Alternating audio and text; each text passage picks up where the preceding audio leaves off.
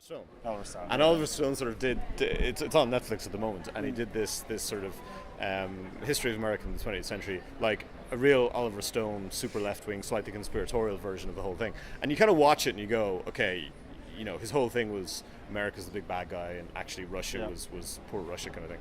And it's neither true nor false, but it lets you appreciate an entirely different narrative. way. Yeah, and you kind of look at that and you go, shit, okay, I mean, ultimately I'm just reading or listening to someone else's narrative, but it is a narrative at the end of the day. And that's the problem, that they're all narratives. It's just, it's about getting outside your bubble a little bit. Well, it's about being exposed to multiple narratives, so that you sort of say, well, it's the media company's responsibility to do this, but our responsibility. We have access to all the information in the world. I mean, essentially, literally, more so than we ever did.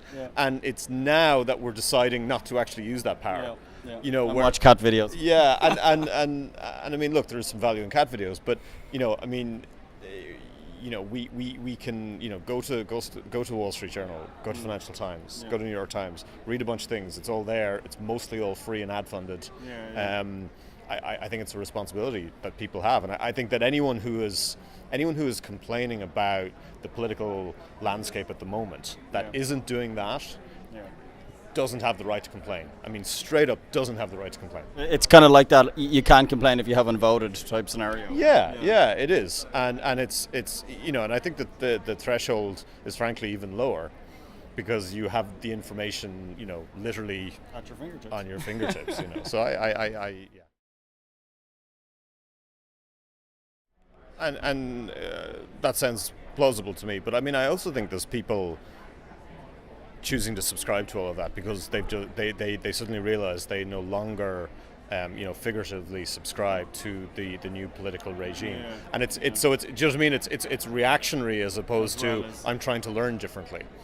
So I like, okay, net it's good, but in terms of why people are doing that, they're doing it because they disagree, not because they want to have a better quality of information. And I'm sure there's a subset that's in there as well. No, I think you're probably right. But I think it's fundamentally there needs to be just a new awakening about what is the quality of news? Where does it come from? Is it verified and validated? And I think Mark was an absolute pioneer of this with Storyful, and I remember him and I kicking this around years ago, like asking the story in a basement on like it was Talbot Street or something like that, and he was sketching this whole thing out on the whiteboard, and Storyful were ahead of their time. I think if he's not under a non-compete, he should start another Storyful right now, doing the same thing, because but better. Well, not even. I think it was great, but it's just like with today's tech and today's outlook, because it is needed more than ever. Yeah, like I mean, he mentioned that with AI and things like that, that you're probably able to do it, better now because as the technology has caught up with them. As you said, they were a little bit ahead of their time. What has been the biggest effect for your own employees and people within your remit that you work with? I think the biggest issue has been uncertainty and the ongoing uncertainty. As I mentioned, 50-60% I'd say of our various teams are non-UK working in the UK, and the consistent question that they're quite rightly asking is, am I going to be allowed to live here? And the best answer you can give them is, don't worry, it'll probably all be fine, we're watching it. And you cannot say anything else. And I think that is everyone's sort of saying, well, if they sort of completely separate and there's no freedom of movement, and people are going to stop coming in. But people are going to stop coming into the country much sooner than that if they think that it's even a reality. And this is going to hit hiring for all of these tech companies, for services companies, for retailers, absolutely everyone. And this is why I ultimately think that the freedom of movement is going to be maintained. It has to be. It simply doesn't, like, the economy doesn't function. And as John said, it's when the economy gets hit, and this I suppose comes back to my point on you look at people's self-interest.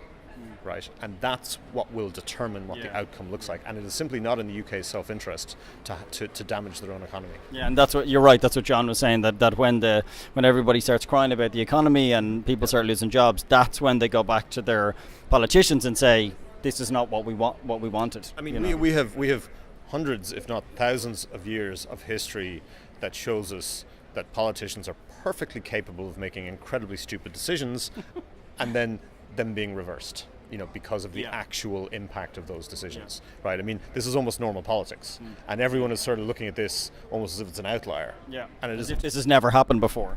Yeah. Whereas in actual fact, as you guys had said, it's history repeating itself in many senses. Unsurprisingly, politicians don't totally understand how economics works. I know, yeah. Who knew? Yeah, who knew? And in terms of how you feel, some of the small businesses and startups and other organizations looking for both how they can mitigate against the challenges that are coming up in Brexit, but also a big thing that came up was opportunity, so maybe you could talk a little bit about those two. Well, I think it's volatility, and volatility breeds opportunity. And to be clear, volatility is usually messy and there's casualties, but it always historically presents opportunities for companies, both existing and new, in terms of new markets, in terms of overtaking competitors, in terms of M&A, because people will be uncertain. It will in some sectors it will reduce competition. For example, it will make financing probably harder for startups for a while, which means that those companies that do get financed have less direct competition.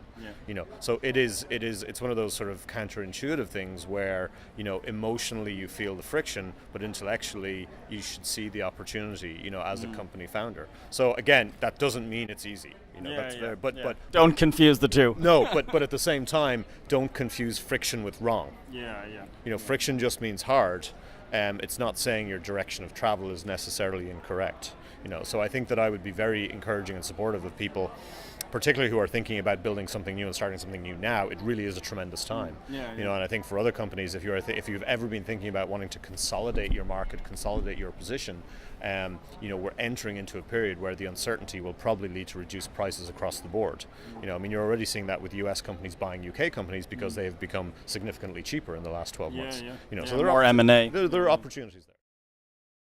I think it's great. It's wonderful to hear multiple viewpoints across technology, business, politics, culture, in one place, and I think that we're at a very interesting moment in recent history, and I think it's always interesting to hear people's usually quite different viewpoints on that and what they think is going on.